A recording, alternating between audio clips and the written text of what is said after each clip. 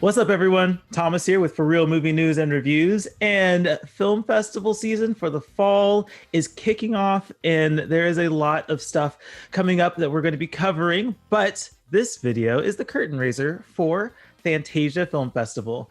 Last year was my very first time officially covering a film festival, and that was with Fantasia. And so I'm really excited to be returning to the festival and being able, or virtually, I suppose, being able to cover the festival again this year and seeing what new genre films they have to display.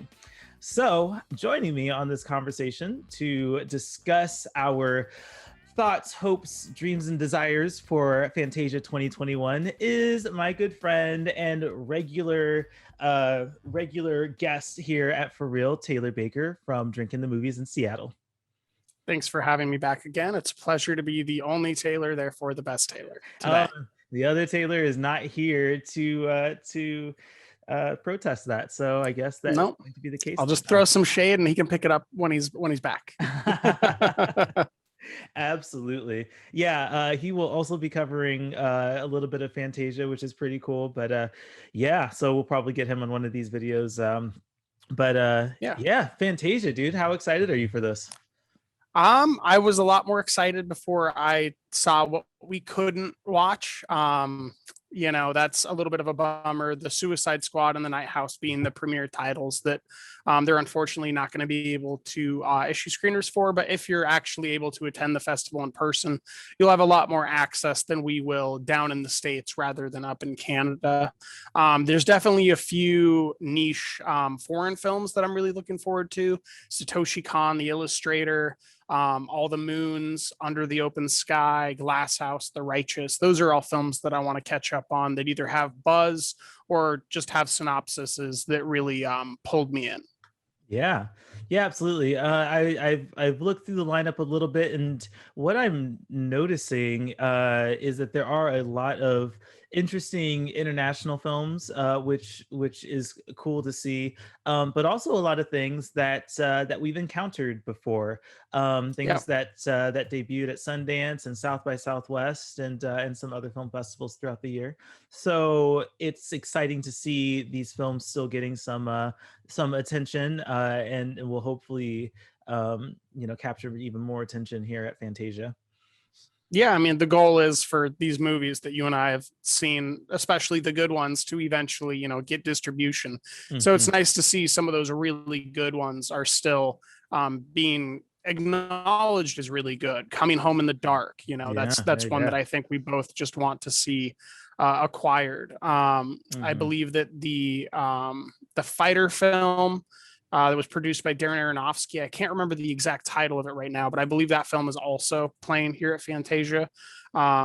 There's a bunch of stuff that you and I have gone through and watched. I mean, Strawberry Mansion, we've seen included, I don't know how many festivals still waiting to be acquired. Paul Dude's Deadly Lunch Break.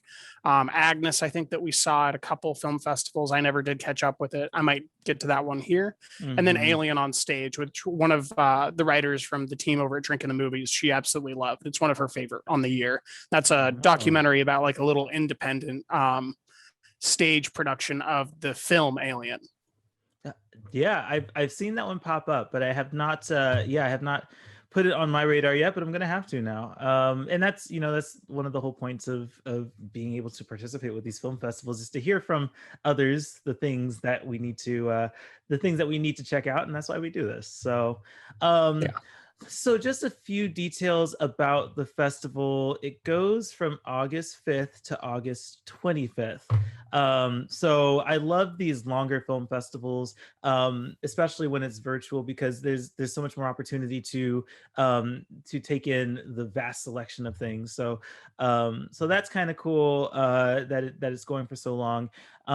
And so far, one of the things that we've talked about a lot over the past few months has been the press experience. And I'm sure that is something that we're going to talk more about here.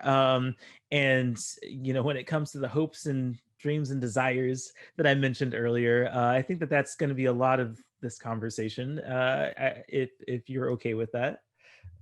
Yeah, it can be.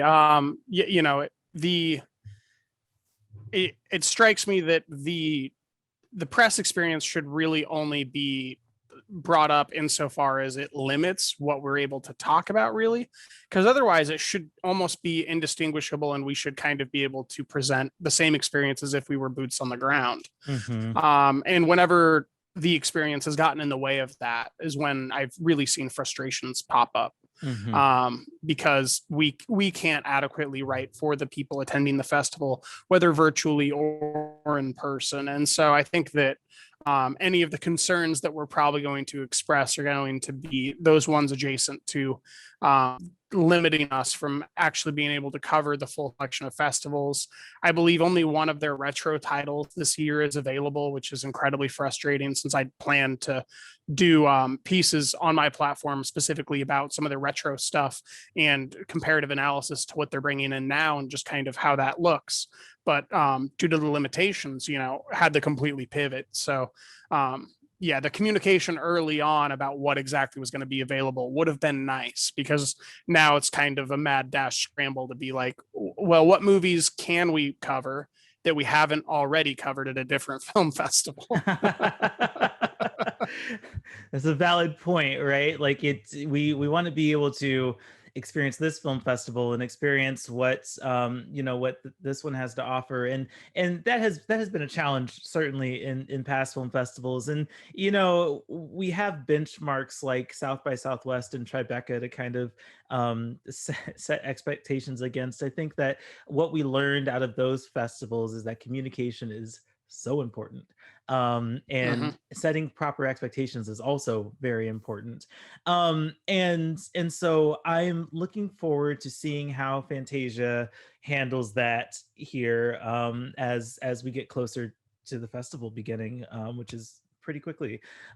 So I think that last year I had a really great experience with Fantasia, but kind of like I mentioned, it was also nice to be a part of a festival as official press. So I get to go in this year without the rose-colored glasses and just get to experience it, and hope that we have something that we can walk away from having enjoyed and appreciated being a part of. And so yeah, that all comes with communication and setting proper expectations. So yeah, the experience I think last year was also notably different in that they were like one of the first film festivals to be like, we're going to try to do this, we don't know how.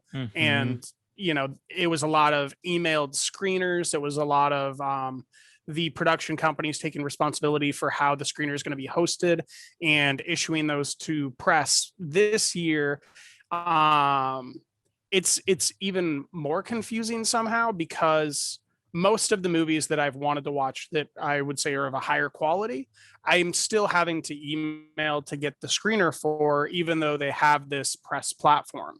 So it's a little bit of a miscommunication on my understanding of what exactly the expectation is here because of that. And then the secondary issue is that I am able to watch some films, but I'm reaching out to try to get a Vimeo screener for them, because the maximum press resolution on our platform is, I believe, 576p. That's 576 pixels. That's less than 720. So I'm trying to get 1080p copies of these films, because otherwise you're going to give a poor review for a film that is otherwise good, fun, high quality, just because like it looks visually bad, and that's going to overwrite in this art form a lot of the other experience, because you're not going to be able to appreciate any of the beauty of the cinematography if you're trying to distinguish shapes. Yeah, absolutely.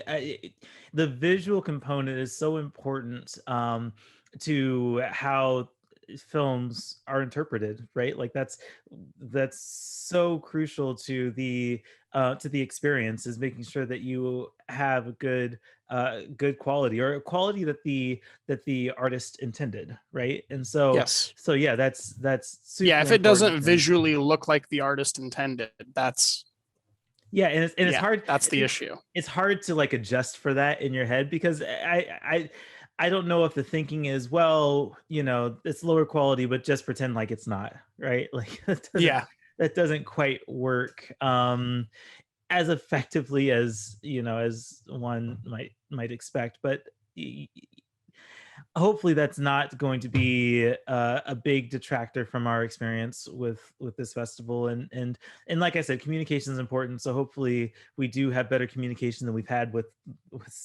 certain film festivals in the past, and that Fantasia is responsive to the needs of the press, because we're here to promote this festival, and we're here to find all the good in what this festival is doing, and what it's hosting as select films and things like that.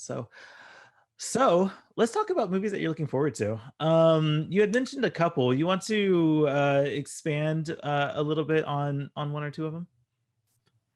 Yeah, I can do that. Which film that I brought up did you most get piqued by? We're I talking don't. about the theatrical releases that we won't You technically know be what? able to see as part of the festival, or Let's more of those indie selections. let's look at the indie selections, because the mainstream releases that they're covering. Oh, actually, you do have some insight on one of them. So we'll get to I do. that. We'll get to that. But let's talk about the indie selections here. Yeah. So the first one that's piqued my interest is going to be Glass House, Kelsey Egan's, I believe, directorial debut. It's been likened to the Beguiled type film. If you're familiar with the Beguiled, I don't remember the year that the original came out, but Sofia Coppola just did a remake of it, I believe, in 2017 with Nicole Kidman and a big all-star cast. And this is another comparative film to something like that, but it's with the toxin that's causing dementia, it seems. And it's a family, some young kids, and it's supposed to just kind of be an atmospheric swell. And those are the types of films that I like to find during the festivals, those little intimate things that really get a pulse going. I already mentioned one of the festival favorites from, I believe, Sundance, for me, which was Coming Home in the Dark, right? And that's just a film that you turned on, you didn't really know what you were going to expect.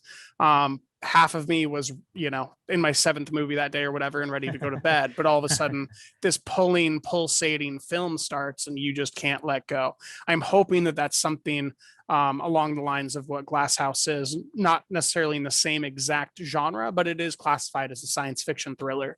So, I'm hopeful that it's going to be a little bit in that darker milieu. Mm-hmm. Yeah, absolutely. And so Coming Home in the Dark was one that I had the privilege of talking with the sound designers about at Sundance, and it's so much about that film is very entertaining, of course, but suspenseful and engaging. Of course, sound design played a massive part in that, but it's Huge role. yeah, Without massive. without the sound design, it's not the same movie. Right, You right, have to believe exactly. in the kills. Yeah, and it does such a great job at being entertaining. But I think that horror fans, people that enjoy that kind of genre and suspense thriller kind of thing, are going to love it a lot. And Fantasia is just a great place for this film to be on display. So yeah, very cool. I think that so there's a few films that are at Fantasia that we've seen before at different film festivals. Coming Home in the Dark was one of them. Prisoners of the Ghostland is another one that I Mhm. actually kind of want to shout out here. Nicholas That's Cage on my list. Yeah. Nicholas Cage is on a roll this year. Between Prisoners of the Ghostland, there was that Wonderland one, Willy's Wonderland. I haven't Mhm. seen it yet, but that's supposed to be another like unhinged one. And then Pig, like he just has like all the crazy movies coming out, and he's kind of reinforcing this brand of being just like a really crazy genre actor. And cool, good for him. Prisoners of the Ghostland embraces that to an absurd level, and it's not going to be for everyone. It's not for me, it's not my genre of film.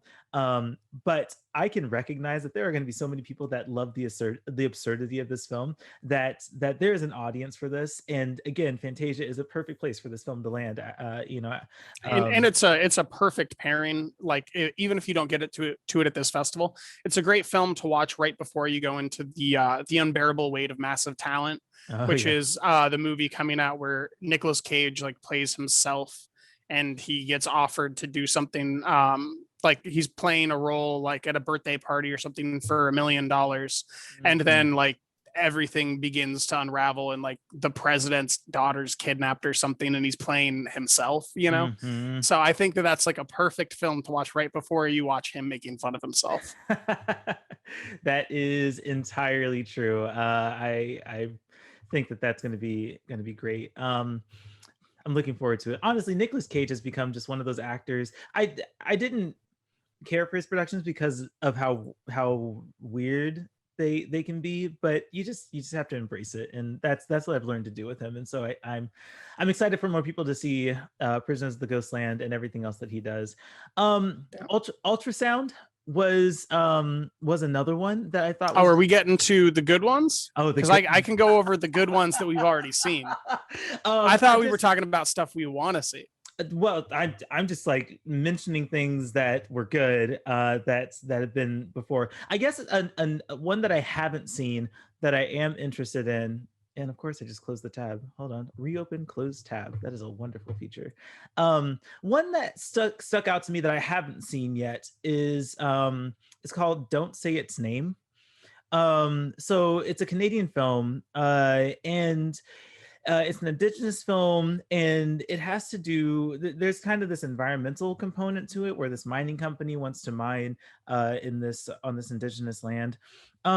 And I don't know a whole lot about it, but that's kind of how I like going into films at film festivals. But this one stood out to me just because I like mystery, thriller, suspense films.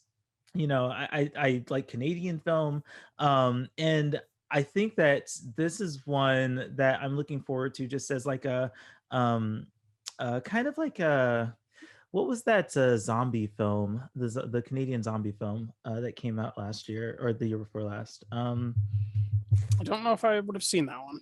Yeah, I can't think of it. It did a pretty solid film festival run, including I'm pretty sure it played at Fantasia as well. But anyway, it just seems like a really good horror thriller kind of production, and I like those. I really like when you can have this like more locally feeling film that has a good mystery and has a good suspense element to it, and so that's kind of what I'm expecting from that one. Yeah, hopefully So a little bit more intimate and all those types of things. right, which is what's And a cool. nice tight runtime, 84 minutes. I like that. 84 minutes. You know what? Film festivals, I mean, I will entertain any movie with a great story, but I have a very special appreciation now for 70 to 90-minute films.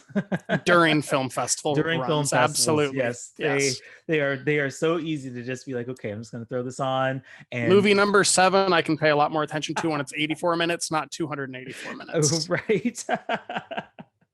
Very true. So yeah, that's one that really stuck out to me. But as you're mentioning, we can talk about good ones, the things that have shown at other film festivals. Oh, Ultrasound we was one. certainly can.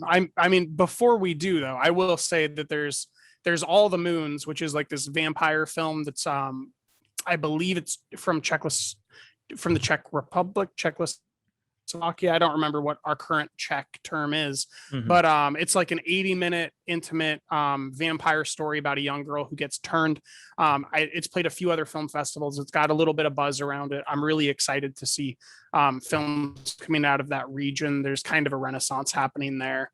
Then there's The Righteous, which is also in that same genre we were just talking about, kind of a horror thriller drama type of a thing that I'm interested in. And then the TIFF selected film from last year, Under the Open Sky, when an ex-Yakuza gets out of prison after spending most of his life in, he gets out and just tries to get back into society. I think that's going to be a really interesting drama piece. It is more of a 2-hour runtime, but I mean, even the criticisms that it's had make it sound interesting to me as a film to just take in.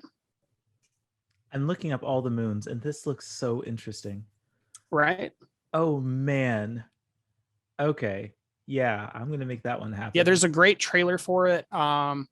It really reminds me of kind of Let the Right One In vibe, but it's very Mhm. much its own thing. I mean, Um, even this poster, like I'm looking at the poster and it's nothing extravagant, but man, it just conveys such a mood. I want it. I must watch this movie. Add it to that watch list. That's Yeah. part of the goal here. Get Glass House on there, Under the Open Sky, all the Moons and the Righteous. Those are kind of my big ones that are not limited to theatrical distribution here. And then of course Satoshi Kon the Illusionist, which unfortunately I think is going to be very hard for other folks to watch, but anybody that's familiar with Perfect Blue or any of Satoshi's work is going to, I think, love this film. And I believe it played at Cannes. Okay. Just last month. Nice. Very cool. Well, I'll mention just a couple more on my to watch list. And they're both from Japan, actually. So one of them is Sexual Drive. And the synopsis starts off with, gather round for 3 steamy stories of food and sex. Sold. Like, do I need to read anymore? So that sounds, that one piques my interest a lot. And the other one is, I guess I put it on my to watch list, but I have had the opportunity to see it already, and I won't talk about it here. But the other one is Beyond the Infinite 2 Minutes, which is another Japanese film, one take film, by the way, that deals with time, a 2-minute delay, and kind of time, this time paradox-ish kind of thing. That one, I like one take films, and that's that same kind of concept drew me to a film at Fantasia last year called Crazy Samurai Mutashi. And that one, I think it, I like one take films, but I think that one didn't do it artistically enough. So I was a little disappointed with that one. But I'm interested in seeing people's reactions to how this movie Beyond the Infinite 2 Minutes. I'm interested in seeing people's reactions to how this uses the one take to deal with this like time discrepancy thing. So it's a little more independent, a little more low budget. But it's the premise is so fascinating to me, and the filming style is so fascinating that I can't wait to see what people think about it. So that's all right. I guess I have to watch it. Yes, yeah, definitely put it on your list. I think it's another one of those shorter runtime films. I think that's one of the, or maybe that's one of the only pieces of Asian cinema that is not also playing another film festival that I'm simultaneously covering right now, which is the New York Asian Film Festival. So there's a lot of Asian films selected to Fantasia that I'm covering, both for Fantasia and for NYAFF. So it's quite the slog right now.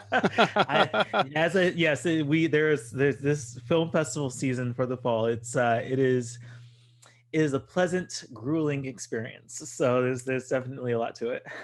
Emphasis on grueling. So if you want, we can get back over to really, really good movies. Let's do it at this festival. Yeah. The first of which, I think out of all the films that I took down, is closest to being tied even with Coming Home in the Dark. I think Coming Home in the Dark is maybe my favorite, that like out of all the films that they have that I've already seen that I'll go back and revisit when it comes out. But Ultrasound is a fantastic film. It almost begs a rewatch. I don't know that it will be better with a rewatch, but it certainly does beg it with its surreality.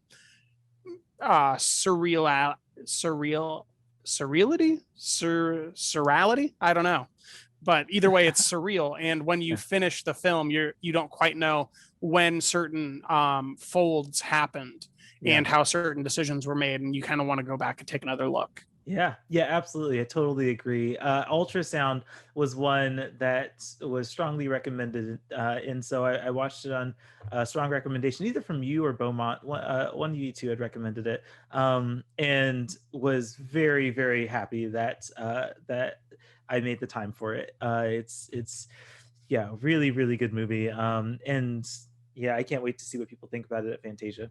I'm actually shocked that you didn't that Ultrasound is up there, but you haven't ranked The Spine of Night up there the same way. The Spine of Night is next. Oh, okay, great. I was wondering, like, There's a tier break. There's There's a tier definitely break. a tier break of Coming Home in the Dark and Ultrasound being like these great pulpy genre pulling pieces, and then The Spine of Night, which is very much like a get inebriated at 10 p.m.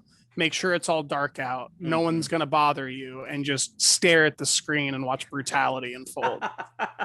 That is exactly what The Spine of Night is for. But I actually really appreciated the story. I really liked the the traversing through folklore and everything that film does. This was a South by Southwest selection, is where it debuted. And we were very fortunate to be able to watch it there, and it was one of those films that I didn't think I was gonna like. The animation is Yeah, I beautiful. also didn't think you'd like it. Yeah, we're all shocked that I liked this movie. The animation is beautiful, regardless of whether you like the movie or not. It's fantastic animation, and violent, incredibly violent. But it's so engaging.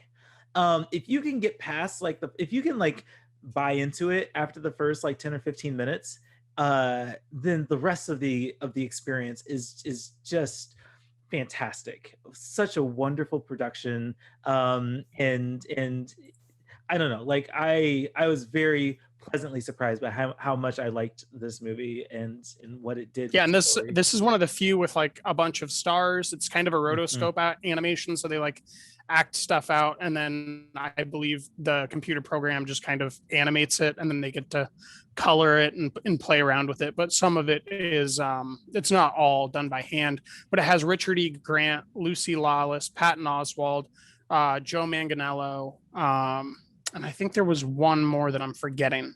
But I mean, that's a pretty big cast for an independent film that's playing film festival circuit still. Yeah, absolutely. I don't know what the distribution strategy is, or the strategy for getting this distributed, because even at South by Southwest, we weren't sure if we were going to be able to watch it. I think that there was some issue. Yeah, there was some issue with getting us the screener and everything. So that was kind of an uncertainty, and I'm very happy that it worked out. So yeah, I'm pretty sure that's the only festival it's screened at so far. And then Fantasia. So I'm very curious on who's going to pick this film up, because someone's going to pick this film up. Yes. And where it's going to end up at. I mean, Shudder. That was the first thing I was going to say, is maybe Shudder, but that would be such a out there Boom. kind of. Yeah, it'd be such an out there selection for Shudder, completely like on brand but off brand for them, right? Yeah. Like, it's not horror, but it's very violent, and it could just completely change the perspective of this platform, especially if this movie continues getting the notoriety that it deserves, and it keeps getting those positive reviews and keeps earning that buzz. If Shudder could afford it, I don't know how that works, but if Shudder could afford it, that it would be a great place for this movie to be. Yeah, I'd prefer, honestly, that like they take less money and get an overall deal. Like, I just want those two directors to go make more stuff in this vein, like make a risk. My pitch back when we saw it was that I just want Wizards of the Coast to be like, here's too much money. We have you for 10 years and you have to make 5 movies. Go. That would be incredible. Absolutely. I would watch every one of them. This is something that this is a very special experience, and I want more special experiences. So I'm very happy that Fantasia has this one. Right in that same vein, there's another animated movie, which I know you and I didn't particularly care for, but it certainly had its people that did enjoy it. And that's another animated film, Cryptozoo. Oh, yes. Also playing the festival this year. I believe it also has a pretty impressive cast in and of itself. I think it's like Lake Bell, Michael Cera, Zoe Kazan. Not really any slouches there. Man, Cryptozoo has been making rounds. That movie has been getting around to like all of the film festivals, which is great for those filmmakers. I did very much enjoy My Entire High School Sinking into the Sea, but I get the feeling that that I could enjoy that one time. The sensory overload that Cryptozoo is if you're being introduced to these filmmakers and this is your first film watching by them, then maybe you'll have a good time with it. I am kind of, it's weird to say, but I'm kind of burnt out on that style. And I've only watched two of the movies. It's just so much sensory stuff going on with Yeah, with the extreme pacing. absurdism as like its core, like Yeah, they're arguably on something similar to Earth, but there's just so much consistent absurdism. hmm And it just is really leans into like tropes in hmm narrative. Like it's constantly leaning on the trope of the narrative to further along whatever's happening. oh yeah. It feels like a too long episode of a cartoon that I watched in the 90s. Absolutely. And you know what? Maybe that's the direction that these filmmakers should go in, perhaps, because I think this is the third film of theirs, right? Because I think there was Yeah, one this is before. Dash's third, I Yeah. believe. So maybe that's the direction they should go in. I'm glad that CryptoZoo is getting all the exposure that it's getting. That's fantastic. But maybe the direction they should go in is into more episodic stuff. I think I would appreciate it more when I can take breaks. Because even outside of the absurdity of the premise and the type of world that these stories exist, it's like how it's animated just throws so much color and action and high pacing and so much at you. I'm physically exhausted watching this Hmm. movie. um and that's weird to say for something, a type of it with That's a entertainment where cartoon. it's a cartoon, right? And so it's weird sitting munching on popcorn and feeling exhausted. um that's my experience with it. And I don't know, I hope that people like it and enjoy it enough, but it took me, because I tried watching it at Sundance and couldn't get through too much of it before I decided it just wasn't the mood. But then I had the chance to watch it in a theater at North Bend Film Festival, which I'm very thankful for the opportunity of. But it still felt the same way in the theater. Just like, man, this is an exhausting thing to watch. There's a lot going on, and it's so absurd. I think my entire high school sinking into the sea was about the capacity that I had to devote to this kind of thing in a feature length film. So, Yeah. but good mentioning That it. That's a good all one to bring that up. to be said though, I still think like even though you and I didn't like it, like there's something there for a lot of people. A lot Oh of yeah, people responded positively to it. I think Beaumont responded he positively did. to it. Yep. And I mean, it was selected to La Biennale. So I mean, it's been to, like you said, a bunch of film festivals. And I think that if you've got a pass, Yeah. pop this on because it might be your thing, and you won't know because there's not really any other things like this. Absolutely. It's so unique. If you want something unique, this is a very unique kind of thing, especially if you haven't seen their previous stuff. And if you have, you know what to expect, right? Like it's Yep. yeah, it falls in line with what they're really good at doing. So yeah, good mention there. Another one that I want to shout out is The Feast. Um which I saw at South by Southwest, and actually had the chance to talk with a couple of the filmmakers on that one. Um, it- Yeah, we both saw that one. yeah, yeah, yeah. It's a very interesting one. I like the technicals behind the Mhm. film. I think the cinematography was great. I think the score was great. The first half is really good. The first half of the film is stellar.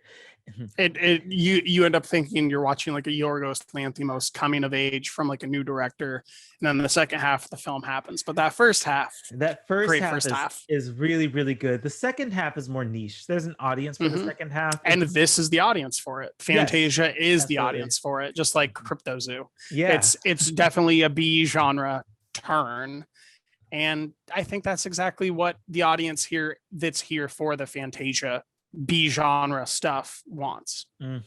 absolutely. So yeah, that's another one I wanted to shout out. It seems perfect for Fantasia and Fantasia audiences. So yeah, give that one a watch. But But yeah, I mean, Taylor, you watch when we go to film festivals, you watch way more movies than I do. You're saying I hurt myself. Yes, you do. This is almost like self-abuse. Uh-huh. But how many do you think you're going to get in at Fantasia? How many do I think I'll get to? Well, it's not very many English language films, so I'm gonna Mhm, guess probably about 15. mhm. Because the amount of attention that I'm gonna need to put in each day to watch them, and because I've got breaks that I'll be taking in the middle of the festival. So Yeah. since we are able to start a little bit earlier, we'll see. But I wouldn't guess that I'd go too far above 15 because of New York Asian Film Festival Right. running simultaneous to it. Yeah, that's always fun doing simultaneousness. I think that that's going to be the case with my schedule for some things in the future. I also will be taking a break in the middle of Fantasia. I'll be actually traveling for work, which means I need to get some screeners because I could use not airplane movies to Yes. watch when I'm on the plane. Um, but Collect your thoughts. collect my thoughts. I don't know, maybe pique someone's interest who's sitting next to me. Oh yeah, this is playing at Fantasia. You should get a ticket. But yeah, I think 15 sounds about right for me as well. I'm gonna start this week. And fortunately, and this is one of the reasons I love that Fantasia is so long because with it going from the 5th to the 25th, with my travels, I have a week before the festival to publish stuff or to watch stuff or whatever, and then a week after the festival. So Hmm. like it's really cool to be able to take a break, to travel, to do personal things or whatever, and still and not worry about like will I have time to be a part of the festival. So that's what I really appreciate about this, and I'm so happy that it goes for That's almost why a month. virtual is great, even with all the hangups, Yeah, like yeah, less yeah. than 600p. Yes, that's true. um, Yes, couple more movies I want to make sure that we get to. absolutely. One of which is the Darren Aronofsky produced Catch the Fair One. Yeah. This played at Tribeca. It's kind of a grimy fighter thriller type of a flick. It starts and you think it's going to be more of a fighting boxing type of a film where you're going to spend a lot of cage time with this MMA fighter. And she ends up enlisting herself to go into the smuggled sex trade, essentially. And she lets herself be kidnapped and sold as a sex slave to try to track down another girl. And I didn't really love the film, but I respect it a lot. It just didn't work for me in a couple places. But I think that um, this is one of the better thrillers that I'm aware of that's playing the film festival. And although it didn't work perfectly for me, I think it's worth engaging with. Hmm. Yeah, yeah, good mention. I think it's also playing at Bentonville this week, and so I missed Oh, it. great. Yeah, so I've missed it before, but I think I'm gonna watch it at Bentonville and have my review published before Fantasia. So yeah, that'll Good. be good. It's so cool to have all these crossovers. Yeah. It's convenient for attempting to keep up. The Hmm. last one I'll bring up is a documentary about kind of a B genre pop icon, polystyrene. The film is called Polystyrene, I Am a Cliche, and it's kind of an engagement from her daughter with her mother's work and her mother's activities and who she was as a person and the choices that she made. And it's kind of a reconciliation type of a documentary that is also an expose on who polystyrene was. Hmm. And I had no familiarity before I watched this. I believe it played as part of Hot Docs. And I was very pleasantly surprised by it. I didn't love the documentary by any means, but I think that it's a really thoughtful engagement from a family member on like the history of what having like a cultural icon means and the difference between who she was to people publicly and who she actually was to her daughter. It's an interesting film worth engaging with, and the only documentary playing here that I've already seen. Oh, nice. Very cool. Well, I appreciate that recommendation. I always like coming across really good documentaries. It's a genre that I don't give enough of my attention to. And so it helps when which is crazy because my favorite film of the year so far is a documentary. I knew you'd So, talk about Flea. of course I'm talking about Flea. There's not ever a reason not to talk about Flea. I was actually just looking and I can't find when that movie is going to be released. And I'm very annoyed by that because Yeah, I don't think it's formally announced at the release date. Did we want to get to the Suicide Squad?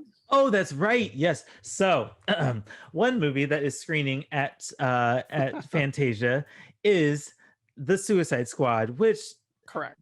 Taylor has had the privilege of already having seen. So give us your take on the Suicide, because I should let people know I am not a fan of the DC. first Suicide Squad or DC. Taylor knows I'm not a fan of DC films. I think that they are great visually, but they miss the mark in storytelling and character development and everything that's important to me in films. Which there's an audience for, and that's why they make a whole bunch of money and da da da da. But apparently, the Suicide Squad has some merit to it. Taylor, what do you think about the Suicide Squad? It does have merit to it. People that dislike DC, I think, are going to enjoy it a lot, particularly the audience that also enjoyed the Zachary Levi Shazam.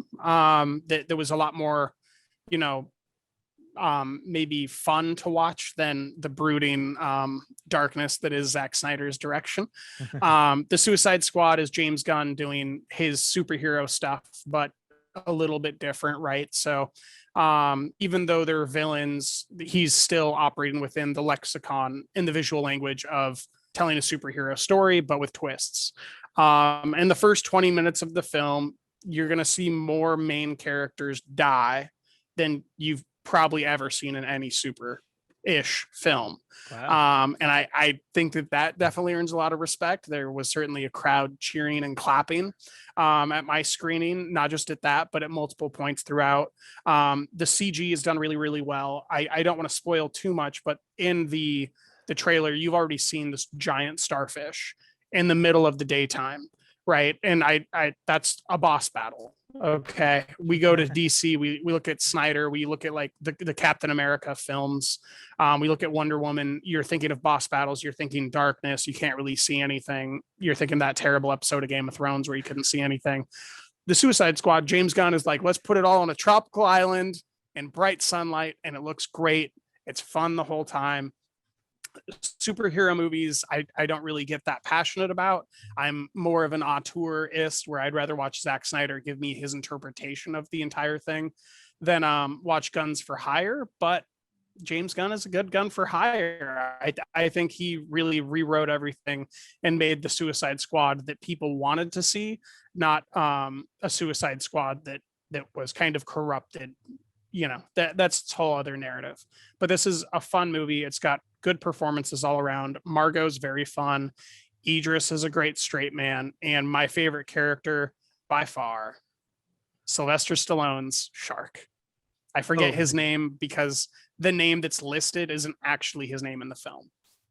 Wow, that's funny. James Gunn is a good gun for hire. Someone put that on the poster. That's a great excerpt. You're welcome. We had talked about this. Did I convince you? You know what? I'm going to see it, but I don't think this, because the last time I saw a Suicide Squad movie, I drove to Canada in an attempt to keep my dollars out of the domestic box office.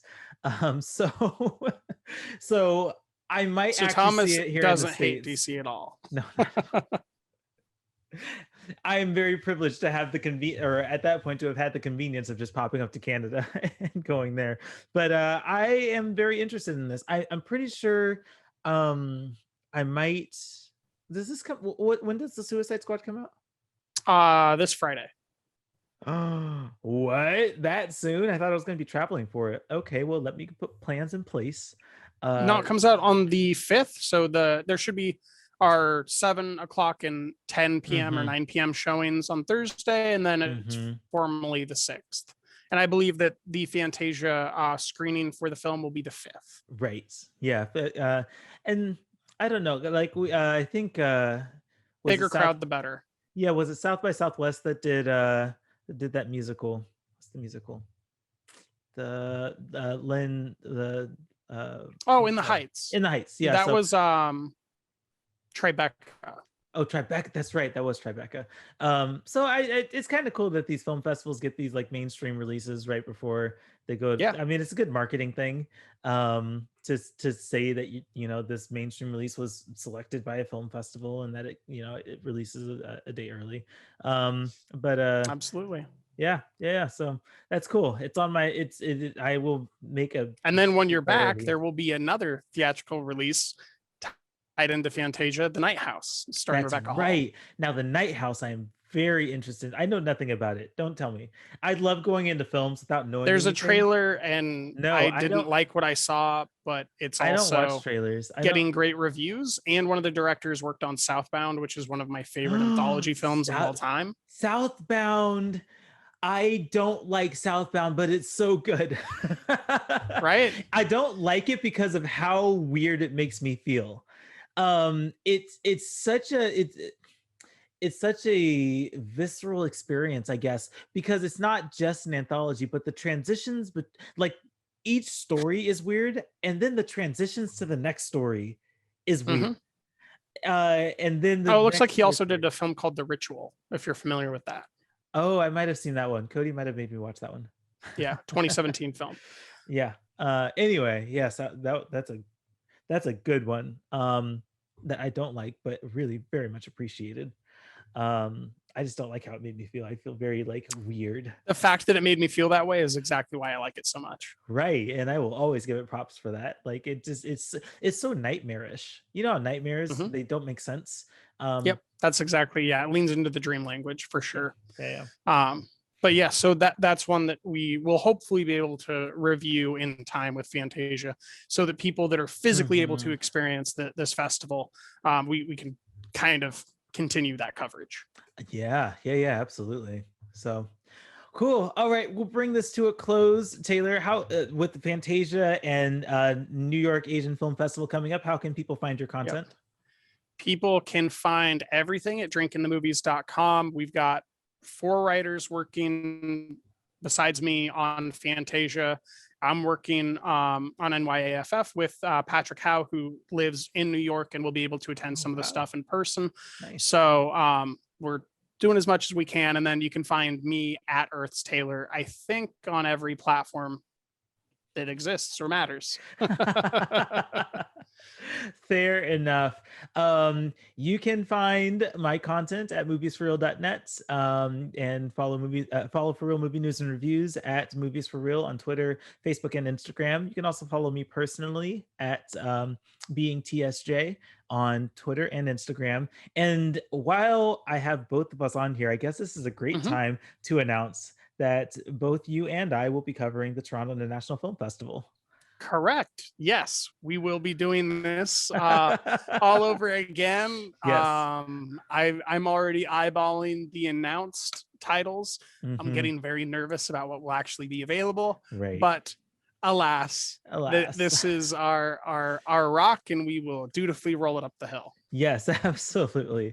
It's nice to be getting our foot in the door and to be making connections, right? I think one of the best things about these film festivals, besides the great selections that they have, is being able to network with people and seeing kind of the ecosystem of people that you can network with between these festivals and be a part of. So it is a huge honor to be able to cover Toronto. I think we'll both be covering it virtually, but who knows, maybe next year, if we get in next year, we can actually go fingers crossed. I'm feeling pretty happy that I said virtual right now with how the Delta's coming in.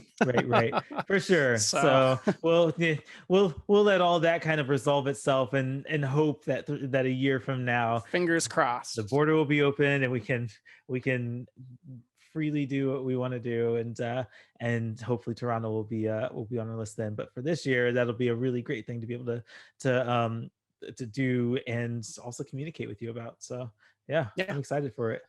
100%. Hopefully there will be a really good title we can maybe do a podcast on or something. That would be dope. Yep. I'm going to look into it for sure. So, okay, cool. Right. Everyone, thank you for tuning in. Taylor Baker here with Drinking the Movies. Make sure to connect with him. I'm Thomas Stoneham-Judge with For Real Movie News and Reviews. And until next time, keep it for real.